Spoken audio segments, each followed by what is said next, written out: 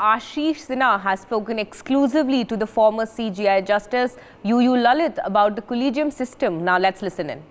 हमारे साथ supreme court के पूर्व मुख्य न्यायाधीश जस्टिस यूयू ललित साहब हैं। सर, इंडिया न्यूज़ से जुड़ने के लिए बेहद शुक्रिया। पिछले कुछ दिनों में सर, नमस्कार सर, 3 महीनों में अगर आपके टेन्योर को देखा जाए तो उसमें जो एक सवाल कोलेजियम को लेकर आम जनता के बीच में बहुत ज़्यादा रहा।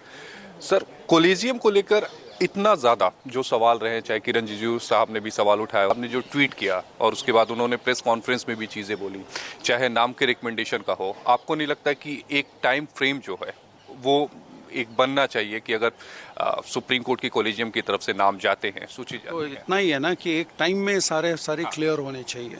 तो ऐसा होना चाहिए कि जैसे कॉलेजियम एक बार रिकमेंडेशंस करती है तो एमओपी के तहत कुछ एक टाइम लिमिट्स फिक्स होनी चाहिए कि फलाना 6 वीक्स में या 4 वीक्स में गवर्नमेंट की तरफ से उनका जो भी सुझाव है या उनका जो भी वर्शन है या उनका जो भी कहना है, चाहे वो ऑब्जेक्शंस के तौर पे हो, चाहे वो एक्सेप्टेंस के तौर पे हो, तो उसके लिए कोई एक टाइम लिमिट सेट होनी चाहिए। पर थोड़ा सा एमओपी में कई सारी चीज़ें ग्रे एरिया में है जिसमें क्लैरिटी नहीं है। आज तक के सारा कन्वेंशन से चलता आ रहा है, पर कन्वेंशन से कई बारी बातें यानी जिसको बोलते पूरी की पूरी सुलझ नहीं सकती।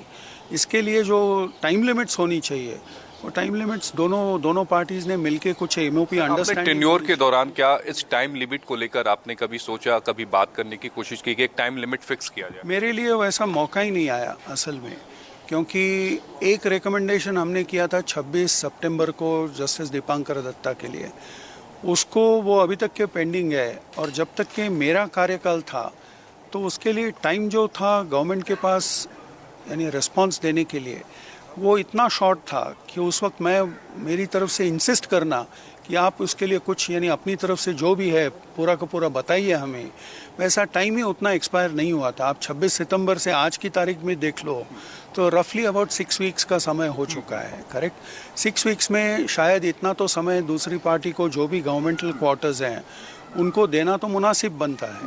तो इसलिए मेरी तरफ से उस बारे में कोई पहल हो ही नहीं सकती थी। छोटा टेन्योर रहा आपका, उसको लेकर कोई रिग्रेट? कोई नहीं रिग्रेट, उल्टा अच्छा लगा मुझे। हाँ, बिल्कुल। चलिए, यूयू ललित साहब हमारे साथ हैं। Ashish Sinha, India news Delhi.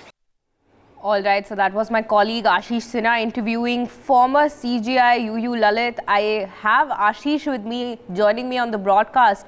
Ashish, indeed a great interview with former CJI UU Lalit. Tell us, how was it and what all are the major issues and major topics that he talked about?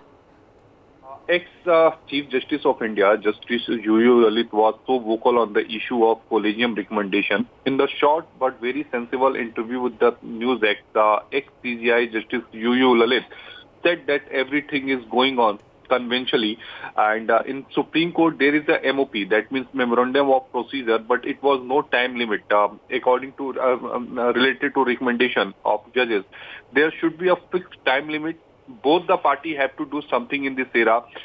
When NewsX has asked, did you ever try to do something for time fixing? That means have you tried to contact the central government to fix a time of recommendation?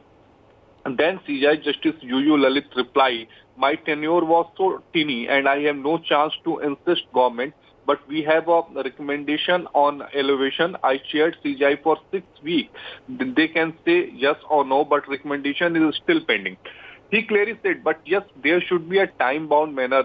Either central government accept it or reject it, but there should be a time-bound manner. This is a part of interview which I have also asked whether have you any regret that you have a very short tenure, that means only 3 months tenure. He said that I don't have any regret about that. So these are the main important points of the interview which NewsX have done with the ex-CJI Justice UU Lalit.